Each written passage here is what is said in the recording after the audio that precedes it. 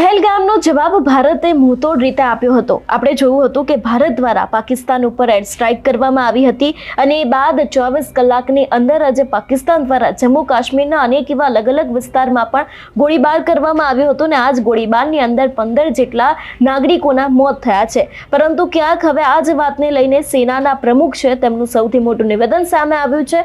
શું છે સમગ્ર વિષય જોઈશું આજના વિડીયોમાં। નમસ્કાર, હું હંસિની અને તમે જોઈ રહ્યા છો નિર્ભય ન્યૂઝ। જમ્મુ કાશ્મીરના પહેલગામમાં આતંકી હુમલો થયો હતો। આ જ હુમલાનો શિકાર 28 જેટલા લોકો બન્યા હતા। જો કે એ બાદ ભારત દ્વારા પાકિસ્તાન ઉપર એર સ્ટ્રાઇક કરવામાં આવી હતી અને એર સ્ટ્રાઇકના વળતા પ્રહારમાં પાકિસ્તાન દ્વારા જમ્મુ કાશ્મીરના અનેક એવા અલગ અલગ વિસ્તાર છે જેની અંદર ગોળીબાર કરવામાં આવ્યો હતો અને આ જ ગોળીબારની અંદર 15 જેટલા લોકો છે એ લોકો મોતને ભેટ્યા હતા। જો કે અત્યારે હાલ સેનાના પ્રમુખ છે ઉપેન્દ્ર દ્વિવેદી, તેમના દ્વારા એક સૌથી મોટો નિર્ણય કરવામાં આવ્યો છે અને ખાસ કરીને આદેશ પણ આપવામાં આવ્યો છે કે હવે પાકિસ્તાનને આનો મુંહ તોડ જવાબ આપવામાં આવશે। છેલ્લા ઘણા સમયથી ભારત અને પાકિસ્તાન વચ્ચે તણાવભરી પરિસ્થિતિ ચાલી રહી છે। ઓપરેશન સિંદૂરના જો બીજા દિવસની વાત કરવામાં આવે એટલે કે આજે ગુરુવારે પૂંછમાં સેનાનું સર્ચ ઓપરેશન ચાલી રહ્યું છે। સૂત્રોના જણાવ્યા અનુસાર સેનાએ પૂંછના સુરનકોટમાં આતંકવાદીઓ છુપાયેલા હોવાની માહિતી મળી રહી છે। ગુરુવારે હવાઈ હુમલો પછી સતત બીજા દિવસે વડાપ્રધાન નરેન્દ્ર મોદી અને રાષ્ટ્રીય સુરક્ષા સલાહકાર અજીત ડોભાલ વચ્ચે અત્યારે હાલ બેઠક યોજાઈ છે।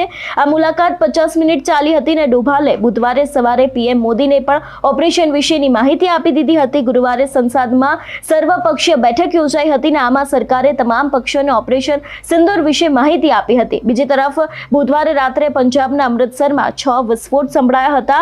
આજે હતું તેની પાછળ સંભળાયેલા અવાજ પાછળ પણ અત્યારે હાલ સર્ચ ઓપરેશન ચાલી રહ્યું છે। જો કે આપણે જોયું હતું કે એમાં કોઈ જ ડરવાની વાત નથી તેવા પણ પોલીસ દ્વારા અનેક એવા ખુલાસા કરવામાં આવ્યા હતા। પરંતુ જો વાત કરવામાં આવે સેનાના પ્રમુખ છે તેમના દ્વારા અત્યારે હાલ એક સૌથી મોટું નિવેદન આપવામાં આવ્યું છે કે જે પ્રમાણે પાકિસ્તાન દ્વારા હુમલો કરવામાં આવ્યો છે ભારતીય નાગરિકો ઉપર, ખાસ કરીને પૂંછ જેવા અનેક એવા જમ્મુ કાશ્મીરના વિસ્તારો ઉપર, તો હવે તેનો મુંહ તોડ જવાબ આપવામાં આવશે તેવી પણ ક્યાંક વાત કરવામાં આવી છે। એટલે અત્યારે હાલ ભારત અને પાકિસ્તાન વચ્ચે તણાવ છે તે સતત વધી રહ્યો છે। ક્યાંક યુદ્ધના ભણકારા પણ વાગી રહ્યા છે કારણ કે પહેલગામમાં જે થયું હતું એ બાદ ભારત દ્વારા 15 જ દિવસની અંદર પાકિસ્તાન ઉપર એર સ્ટ્રાઇક કરવામાં આવી। આતંકવાદીઓના 9 જેટલા ઠેકાણા છે એ ઠેકાણા ઉપર પણ હુમલો કરવામાં આવ્યો હતો અને એની જ અંદર 100 જેટલા આતંકવાદીઓ છે એ લોકો મરી ગયા હતા અને એ બાદ હવે 24 કલાકની અંદર પાકિસ્તાન દ્વારા જવાબ આપવામાં આવ્યો અને જમ્મુ કાશ્મીરના પૂંછ સહિત અનેક એવા વિસ્તારો છે કે જેની અંદર ગોળીબાર કરવામાં આવ્યો હતો। સીસીટીવી ફૂટેજ પણ સામે આવ્યા હતા।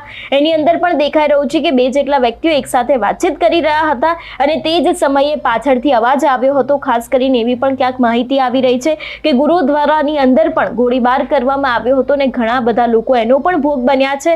એટલે હવે આગામી સમયમાં જોવાનું રહેશે કે જે પ્રમાણે સેનાના પ્રમુખનું સૌથી મોટું નિવેદન સામે આવ્યું છે કે પાકિસ્તાનને મુંહતોડ જવાબ આપવામાં આવશે। એ વાતને લઈને ભારત દ્વારા કોઈ હવે નવી એર સ્ટ્રાઇક અથવા તો પછી ભારત દ્વારા કયા નવા પગલાં લેવામાં આવશે તે પણ હવે આગામી સમયમાં જોવાનું રહેશે। તમારું શું માનવું છે આ વિષયને લઈને અમને કમેન્ટ કરીને ચોક્કસથી જણાવજો। તેની સાથે જ અમારી ચેનલ નિર્ભય ન્યૂઝને લાઇક, શેર અને સબસ્ક્રાઇબ કરવાનું ભૂલશો નહીં। નમસ્કાર।